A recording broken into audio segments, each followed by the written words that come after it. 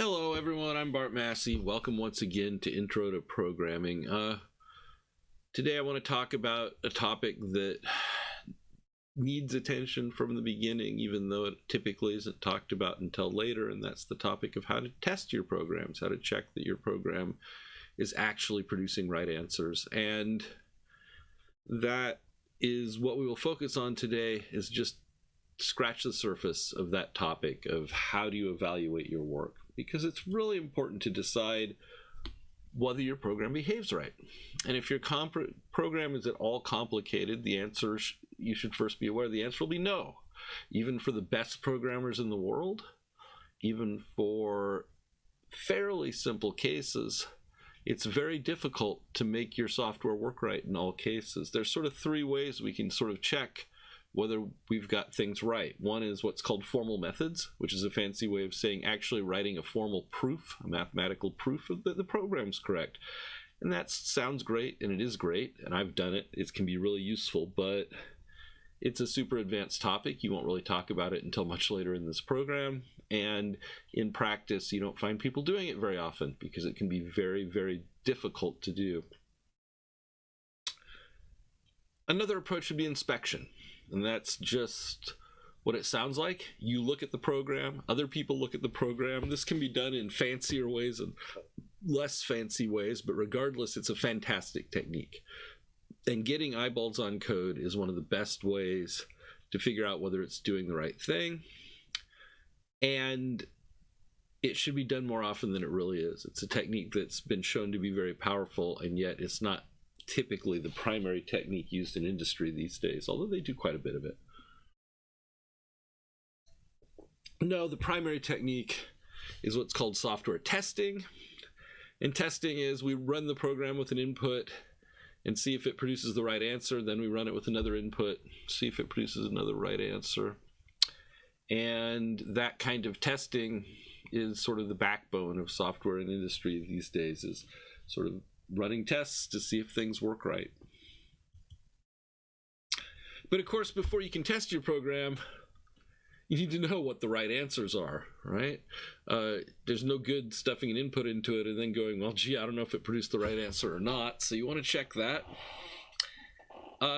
It's harder than you think to specify programs. That's a whole topic.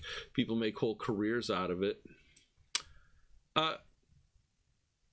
For example, we've got a program that does something as simple as print the square root of an input number.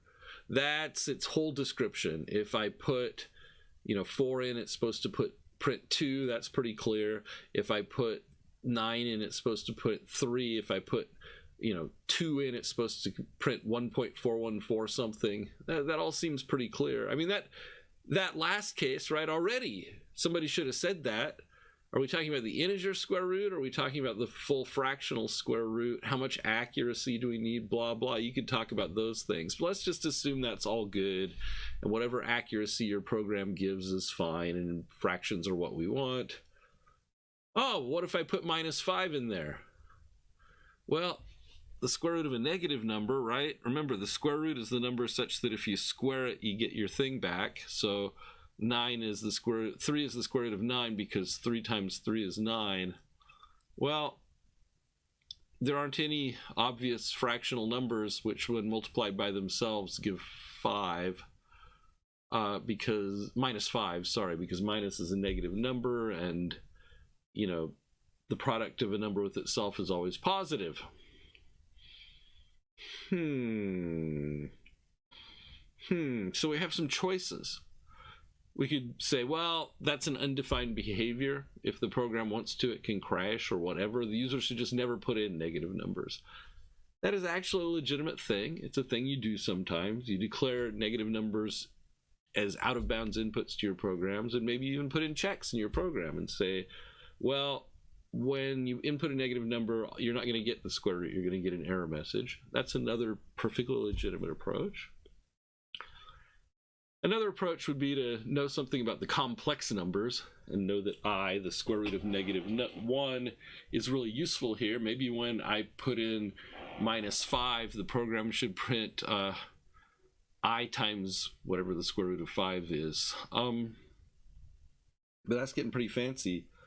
Point is, I can't test it until you tell me what it's supposed to do in all the cases, or at least tell me which cases I'm allowed to test it against.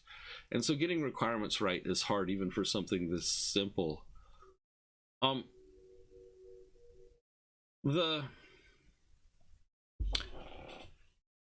test case has two parts. And this is a continuation of what I just said. A test case is two things. It's what inputs are you going to give the program, and what do you expect to get out when you put that input in, those inputs in. So without those parts, you're not really testing. You might be trying stuff or messing around, but you aren't really testing whether the program is correct until you get right, until you know what the answer is supposed to be, as well as what you're going to put in to get it. And it's super important to emphasize that the goal here is not to show that your program works.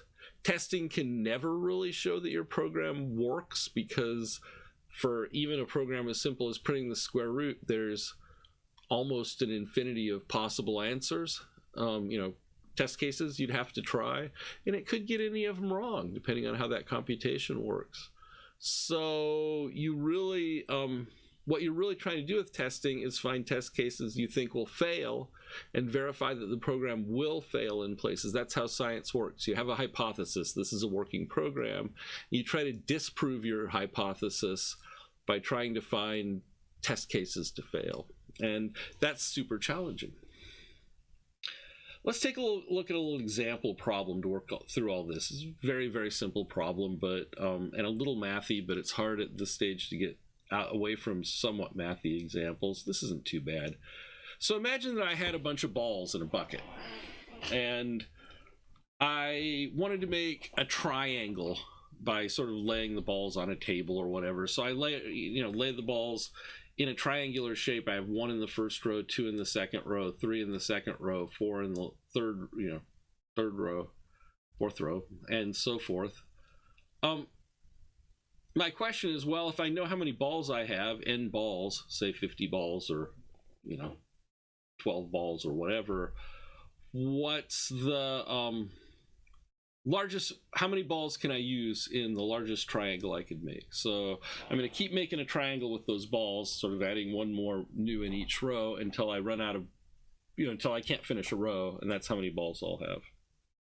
So for example, if I have 4 balls here, I expect I could make a pyramid of 3, the first row and the second row, and then I'd be out of balls. So the answer would be 3. If I had 10 balls, I could make exactly this pyramid, so the answer should be 10. Let me show you the first code I wrote down to solve this problem.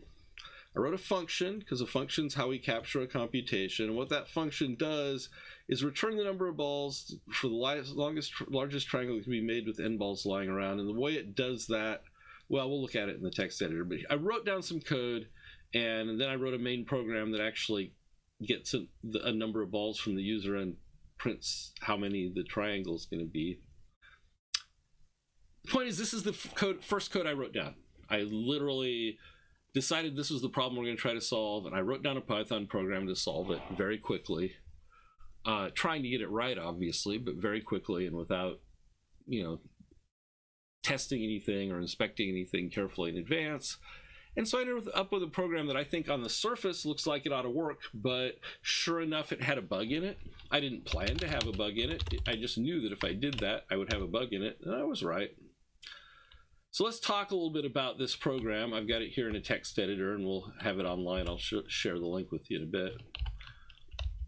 And try to understand how it works. So we start with the row length being 1. We start with no balls used yet.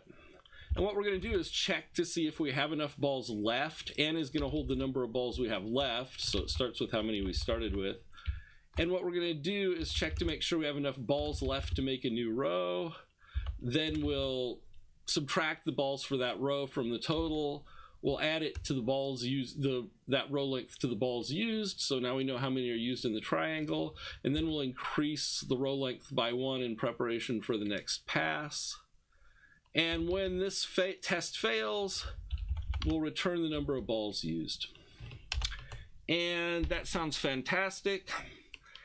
if you just blow through it. And, you know, I don't expect you to get the details of this offhand, but, you know, you get the general idea. So you supposedly have a thing that will tell us the answer we want. And what we said was, well, maybe we should test that thing. And the way to test it is to have some input-output pairs. So let's actually write down some tests, right? Because we already talked about some of them. If we have 4 balls, we should get be able to make a triangle with 3 balls. I guess if we have 3 balls, we should also be able to make a triangle with 3 balls. If we have 2 balls, well, we can make a triangle with 1 ball. If we have 1 ball, we can make a triangle with 1 ball. If we have no balls, well, we can't, you know, we can't do anything. Again, what about negative numbers? What if we have a negative number of balls? Well, in this case, we should either check or just say that, you know, the user's not going to put in a negative number of balls, because what is a negative number of balls? How am I going to make a triangle out of that? So anyway, there's some test cases. And for each of these test cases, I can try to run my little computer program. Let's give it a shot.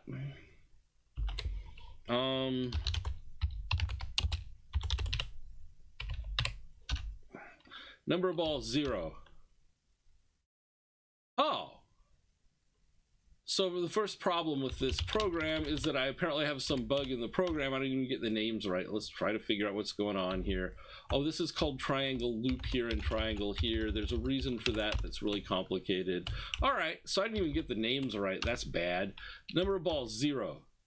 0 balls in the triangle. Okay, that makes sense. 1. Wait a minute.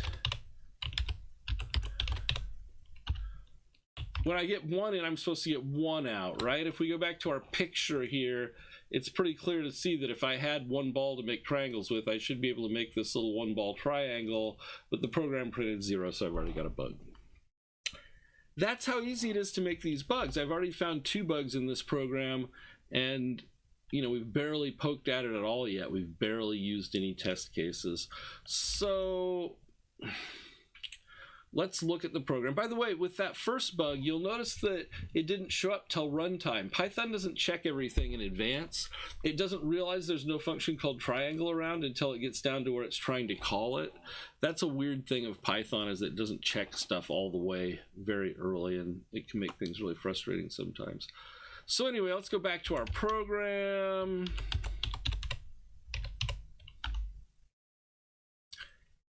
And see if we can see what's going on here. Now we could get this into Moo and step through it and try to understand what's going on. That would absolutely be a reasonable debugging technique, but this isn't the debugging lecture. What I'm going to notice here is that I have enough balls to make a new row if n is greater than or equal to the row length. Oh shoot, there's our bug right there. So that's a problem.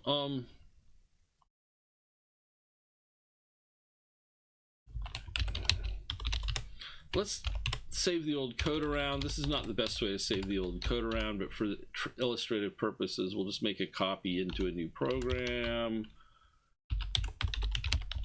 So now we have a program with the bug supposedly fixed. Let's try our test cases again. What were our test cases?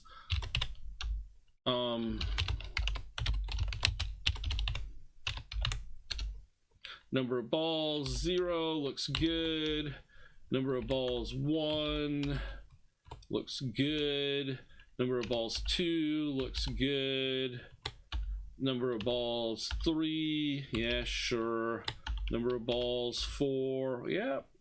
So for all the test cases we bothered to write down, this program seems to work. So I guess this program works. Nah, that isn't how any of this works at all. That's not a thing. So the problem here is that really to test it properly, right? Hey, maybe there's a bug later on somewhere. Maybe when I get to 7 or 12 or 150, all of a sudden it produces a wrong answer. But I can't test to infinity. That would be impractical. It's already getting tedious. It may occur to you that it would be good to automate the testing, and absolutely there are tools for automating this kind of testing. Part of the reason we made triangle a function was so that we could feed it to an automated tester. But even then, the problem is the test cases themselves, right? Where do I come up with more test cases? You know, so far I've been able to do it sort of by eyeball, by staring at a diagram and thinking about it. As it gets up to into the hundreds, that's going to be a lot harder to do, and I'm going to make dumb mistakes. So that's unfortunate. But hey, at least we have a triangle program that actually computes triangles correctly.